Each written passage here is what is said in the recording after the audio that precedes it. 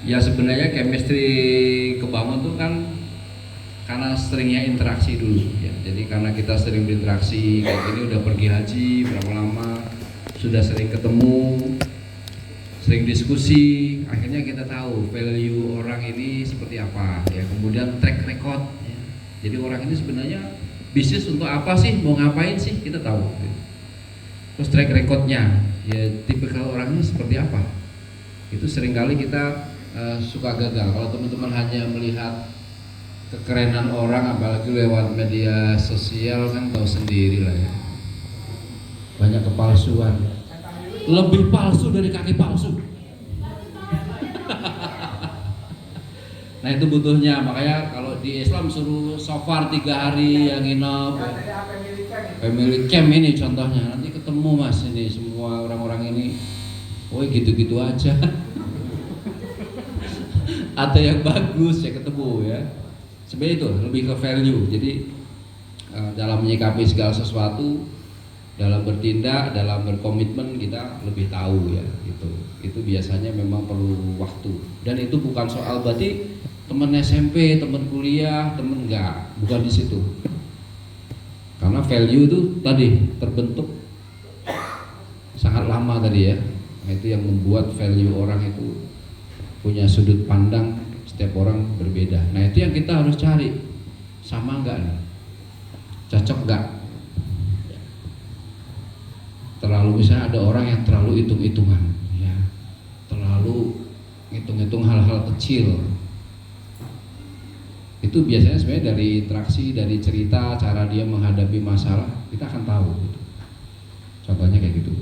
Kalau udah lama itu kan akan kebuka gitu ya, tuh, apalagi langsung diuji dengan kasus, bukan soal yang jenggot panjang juga, masih ada yang jenggot panjang, Mas Rian jenggotnya dipanjangi biar dipercaya orang, mungkin bukan juga karena itu celana cingkrang, enggak juga gitu ya, karena kalau belum diuji dengan duit kita juga belum tahu contohnya, dan betapa banyak yang mengecewakan juga. Ini bukan soal jujur nggak jujur ya, orang Indonesia itu jujur tapi nggak amanah, itu problemnya. Jujur pak, uangnya saya pakai buat berobat, itu jujur sih. Tapi gimana balikinnya, itu nggak amanah. Itu uang bukan untuk itu uang untuk modal usaha, nggak boleh.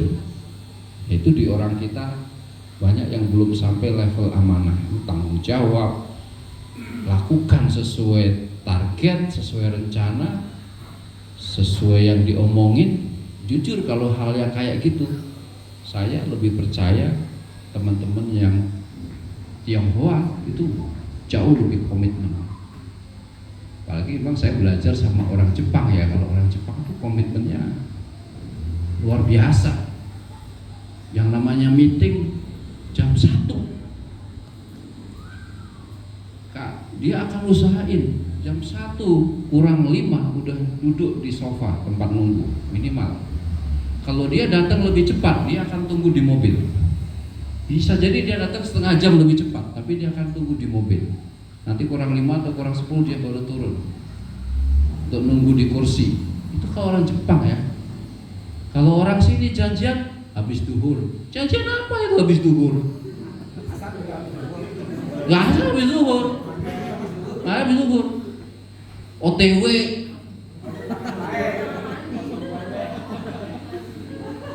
Janjian jam 2 baru jalan. Emangnya di kampung yang jalan kaki 1 menit nyampe? Gak usah ngomongin bisnis-bisnis gede, ngomongin gitu aja dulu. Ada yang janji ketemunya 500.000, 1 juta, 2 juta, mana?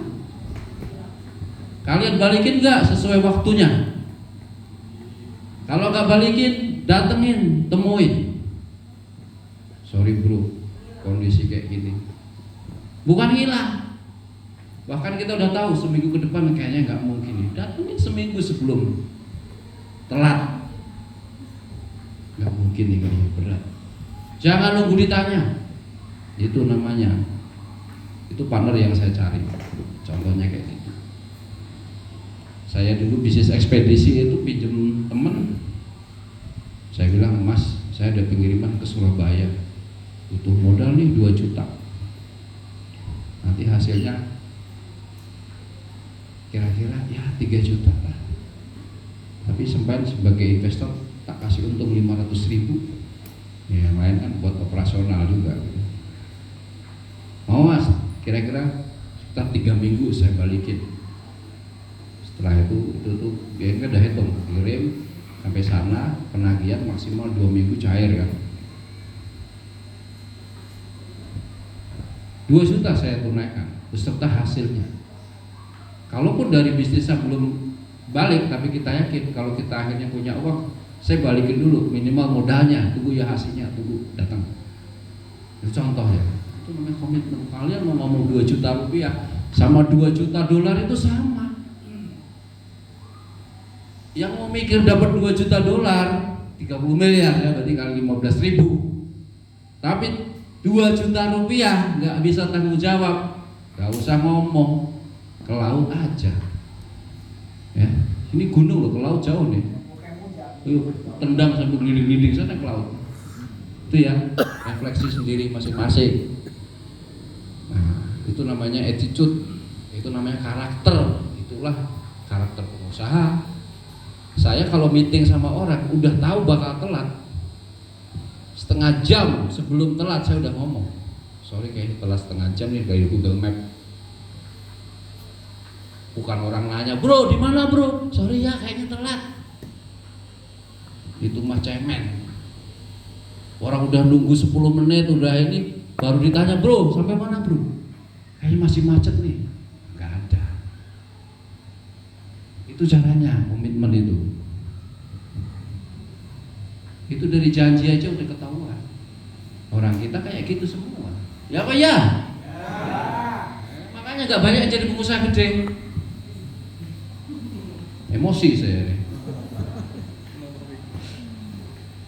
Itu ya, jadi chemistry bentuk dari cara-cara dia menyelesaikan sesuatu, pandangan dia, ini dia. Kalau makanya kalau kita bertemu udah cukup lama tuh tahu itu gunanya. Ya. Tapi kita pun akhirnya maklum, ya udah orang karakternya ini, kalau karakternya ini kita nggak akan kerjasama untuk urusan ini. Akhirnya gitu kita mikir. Kita hanya kerjasama untuk urusan ini aja sama dia, ya. Bukan berarti nggak semua orang nggak bisa diajak kerjasama, tapi ada hal-hal yang memang orangnya memang punya kapabilitas di sini. Ya sudah, ada beberapa orang yang saya simpulkan misalnya setelah berinteraksi, sampean nggak cocok pegang duit, sampean cocoknya dapat proyek kerjain tepat waktu kita bayar. Ada yang gitu kan? Itu banyak. Kalau itu dia bisa, kalau dia pegang duit ngawur tadi, jujur tapi nggak amanah. Nanti jujur duitnya saya pakai. Ya. Jujur orang tua saya sakit, berharap kita memelas. Itu banyak sekali. Ya, akhirnya kita kadang-kadang lebih bagus ya temenan aja, nggak usah kerjasama. Terus tadi ya soal mungkin yang sampai triliunan itu Mas Wicak ya, bisnisnya sampai triliunan waktu itu. Kalau kita memang pas di IPO, pas Jepang Mitsubishi mengumumkan di bursa, memang harga saham Mitsubishi di Jepang. Jadi pas dia akuisisi perusahaan saya kan diumumkan di Jepang sana, di bursa di Jepang, di media sana. Akhirnya nilai saham Mitsubishi di Tokyo di bursa itu memang melejit ya. Jadi dia melejit 2 hari. Saham Mitsubishi itu kenaikannya hampir 7 triliun sahamnya. Nah, itu hebatnya kalau perusahaan gede. Ya kalau kita sih dapat uangnya nggak gede ya. Cuma ATM nggak muat gitu. Si sombong. Ya nggak sombong.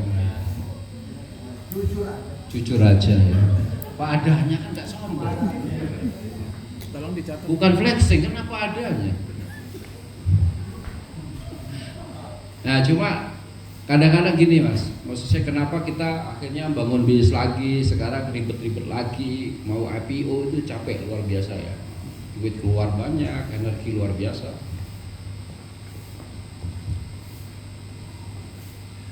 Ternyata setiap orang itu harus bisa merenung ya, merenung kita ini bisa berkontribusi apa sih yang terbaik dan pas buat kita, gitu loh. Di dunia ini ya, kan katanya manusia yang bernilai itu yang bermanfaat untuk orang banyak gitu ya, katanya gitu. Kita harus cari.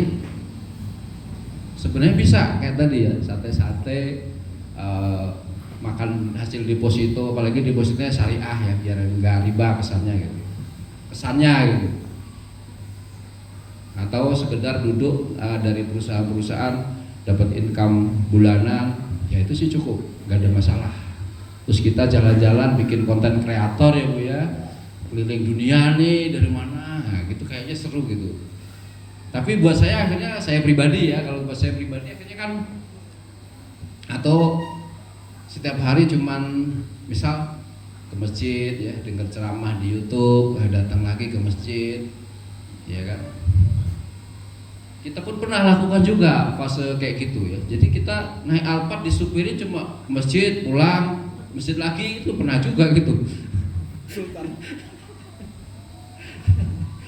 Sopir tuh coba nganter jemput ke masjid, kerja aja gitu. Tapi ternyata kan misal ya ada teguran nih, COVID misal. COVID-19 itu akhirnya saya berintrospeksi. Ya kalau saya hanya mau santai-santai, gimana dan nasib karyawan kita, ya kan? Kalau kita suplai ke otomotif misalnya, pabriknya tutup semua waktu itu, nggak ada kerjaan. Ya kalau ini singkat, kalau ini bertahun-tahun gimana? Karyawan ada yang anaknya lagi di pesantren, ada anaknya yang lagi S2 apa, lagi SD. Siapa yang tanggung jawab ini? Ya bisa sih dari uang-uang itu pakai aja sampai habis, bisa juga. Tapi kita mikir, ini kalau saya nggak turun lagi, ngurusin bisnis lagi, jualan APD, akhirnya itu waktu itu kita putuskan kan, itu APD bener-bener saya create dari nol ya, dari ide. COVID masih ada, COVID tanggal 2 Maret ya kalau nggak salah, itu baru 1-2 orang, itu tanggal 15 Maret itu 176 di Indonesia. Tapi waktu itu APD udah kagak ada, ya kan? Udah sibuk, chaos. APD harus impor, harganya mahal, datangnya susah. Waktu saya diskusi sama dokter, kata dia, ya Pak MR kan backgroundnya bahan baku, harusnya bisa bikin. Saya yakin bisa, kata dia. Akhirnya saya putar otak. Bahan yang beredar spunbond itu kan nggak tahan air itu. Kena air malah ya memang dia repelen ya agak ini, tapi kalau kena sembur ya tembus. Akhirnya saya mikir, saya ingat nih, saya ada pelanggan bikinnya jas hujan. Nah, jas hujan kena air tembus ya? Kena air gerojokan aja nggak tembus, apalagi droplet. Akhirnya saya bikin nih pabrik jas hujan. Itu sampai saya cari anak buah saya dulu yang nyeles ke pabrik jas hujan ini. Anak buah yang sudah agak kerja di saya 4 tahun ya, karena udah saya jual pabriknya kan. Tom, kamu dulu kan punya pelanggan pabrik jas hujan tuh, boleh dong kasih nomor teleponnya bosnya. Akhirnya kasih, saya diskusi sama bosnya pabrik itu. Chinese juga, oh harusnya bisa nih kok. Ini saya cari desain-desain jas hujan di luar APD di luar negeri, bikin kayak gini, pakai bahan PVC itu yang biasa untuk jas hujan. Kita minta, akhirnya keluar pertama yang masih sambungan atas bawah. Itu pun saya langsung pikir, ini pun harusnya ada gunanya nih. Saya bisa jual meskipun harganya murah ya. Termasuk sepatu boot, saya cari pabrik sepatu boot yang dulu saya suplai, bikin. Nah, hanya kita jualan. Itu tanggal 15 punya ide. Tanggal 25 itu saya udah jualan yang jas hujan masih terusan sama sepatu boot, dan itu ordernya langsung ribuan pieces.